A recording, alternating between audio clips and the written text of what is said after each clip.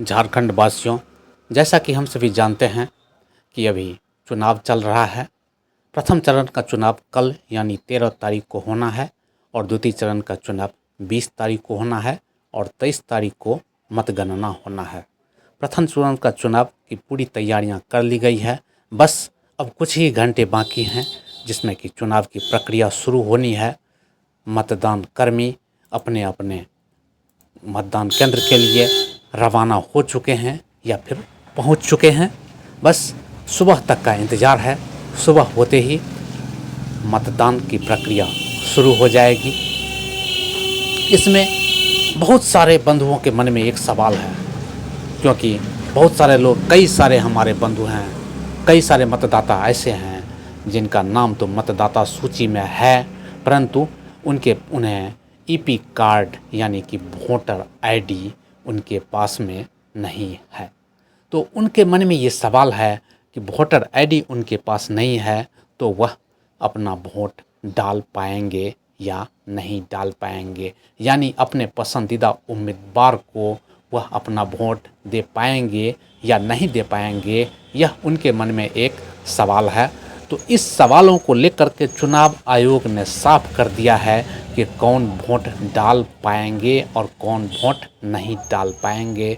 तो चुनाव आयोग ने इसके लिए स्पष्ट तौर पर कह दिया है कि अगर मतदान के लिए वोटर लिस्ट में नाम दर्ज होना ज़रूरी है, जिनका नाम वोटर लिस्ट में दर्ज है वह अपना वोट ज़रूर डालेंगे। अगर उनके पास में ईपिक यानी कि वोटर आईडी कार्ड, ईपिक का पूरा नाम होता है मतदाता फोटो युक्त पहचान पत्र, अगर उनके पास में ईपिक कार्ड यानी कि फोटो युक्त पहचान पत्र अगर उनके पास में नहीं भी है तो 12 विकल्प चुनाव आयोग द्वारा दिया गया है। 12 वैकल्पिक दस्तावेजों में से कोई एक दस्तावेज दिखा करके वह इस मतदान के महापर्व में हिस्सा ले सकते हैं। रांची जिला में तमार, रांची, हटिया, कांके और मांडर विधानसभा क्षेत्र में कल मतदान होने हैं, यानी कि बस अब सुबह तक का इंतजार है और सुबह से ही मतदान की प्रक्रिया शुरू हो जाएगी, जिसका हम सबको 5 सालों से इंतजार रहता है। विधानसभा निर्वाचन 2024 में प्रथम चरण में रांची जिला अंतर्गत क्षेत्र में 13 नवंबर को प्रथम चरण का मतदान होगा। मतदाताओं को मतदान से पहले ईपिक प्रस्तुत करना होता है। अगर किसी कारण बस मतदान केंद्र में ईपिक प्रस्तुत वह नहीं कर पाते हैं तो उन्हें जो 12 विकल्प दिए गए हैं वह 12 विकल्पों के बारे में मैं आप लोगों को जानकारी दे रहा हूँ। वह 12 विकल्प कौन से हैं जिससे दिखा करके वह अपने मताधिकार का प्रयोग कर पाएंगे, अपने पसंदीदा उम्मीदवार को अपना महत्वपूर्ण वोट दे पाएंगे। उसमें पहला विकल्प है आधार कार्ड, दूसरा विकल्प है मनरेगा जॉब कार्ड, तीसरा विकल्प है बैंकों या डाकघर द्वारा जारी किया गया फोटो युक्त पासबुक। उसके बाद में चौथा विकल्प दिया गया है श्रम मंत्रालय की योजना अंतर्गत जारी स्वास्थ्य बीमा स्मार्ट कार्ड। उस पर पांचवा विकल्प दिया गया है ड्राइविंग लाइसेंस। छठा विकल्प दिया गया है पैन कार्ड। सातवां विकल्प दिया गया है एनपीआर अंतर्गत आरजीआई द्वारा जारी किए गए स्मार्ट कार्ड। आठवां विकल्प दिया गया है पासपोर्ट। नौवां विकल्प दिया गया है फोटो युक्त पेंशन दस्तावेज। उसके बाद में 10वां विकल्प दिया गया है केंद्र या राज्य या लोक उपक्रम या पब्लिक लिमिटेड कंपनियों द्वारा अपने कर्मचारियों को जारी किए गए फोटो युक्त पहचान पत्र।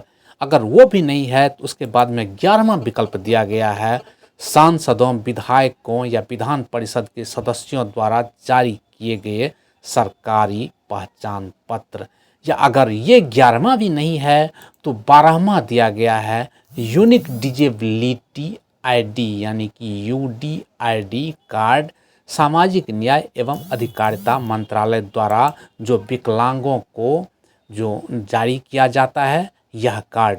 तो ये 12 प्रकार के विकल्प हैं। इन 12 विकल्पों में से कोई भी एक विकल्प अगर आपके पास में है तो आप अपने मताधिकार का ज़रूर प्रयोग करेंगे और अपने पसंदीदा उम्मीदवार को ज़रूर वोट डाल पाएंगे, जो आपका नैतिक अधिकार भी है और आपका कर्तव्य भी है। भारतीय संविधान ने आपको अपने लिए, अपने राज्य के लिए, अपने देश के लिए संविधान में सरकार चुनने का पूरा पूरा अधिकार दिया हुआ है, जो आपके पसंद का हो। क्योंकि संविधान में स्पष्ट कहा गया है कि लोकतंत्र का मतलब होता है जनता का, जनता के द्वारा और जनता के लिए चुनी गई सरकार। तो आपको यह सरकार चुनने का पूरा पूरा अधिकार है। साथ ही यह देश आपका है और इस देश को संवारने के लिए एक अच्छी सरकार चुनना, ये आपकी जवाबदेही है, आपकी सबसे बड़ी जिम्मेदारी है। इसलिए यह मताधिकार आपका सिर्फ अधिकार ही नहीं है, यह देश के प्रति आपका एक बहुत बड़ा कर्तव्य भी है, जिसे एक जिम्मेदार नागरिक होने के नाते आपको इस कर्तव्य को भी निभाना अति आवश्यक है। तो फिर प्रथम चरण का चुनाव, जो कि 13 तारीख को यानी कि सुबह से ही शुरू होने वाला है, उसके लिए तैयार रहें और अपने मताधिकार का प्रयोग जरूर करें। अगर आपके पास में ईपिक कार्ड है तो फिर किसी विकल्प की ज़रूरत नहीं है। अगर आपके पास में किसी कारण से ईपिक कार्ड नहीं है तो दिए गए 12 विकल्प में से किसी एक विकल्प के द्वारा आप अपने मताधिकार का प्रयोग जरूर कर पाएंगे। परंतु बस एक ही चीज़ है कि आपका वोटर लिस्ट में आपका नाम जरूर होना चाहिए। अगर आपका नाम वोटर लिस्ट में नाम दर्ज है तो आपको मताधिकार से कोई वंचित नहीं कर पाएगा। अगर आपके पास में एक कार्ड नहीं भी है तो दिए गए 12 विकल्पों में से किसी एक विकल्प को दिखा करके आप अपना वोट जरूर डाल पाएंगे। PSA लैब न्यूज़ से मैं हूं आपके साथ संपादक अशोक कुमार झा। आप अपने मताधिकार का प्रयोग जरूर करें और अपने लिए, अपने देश के लिए, अपने राज्य के लिए एक जिम्मेदार नागरिक होने का कर्तव्य निभाएं।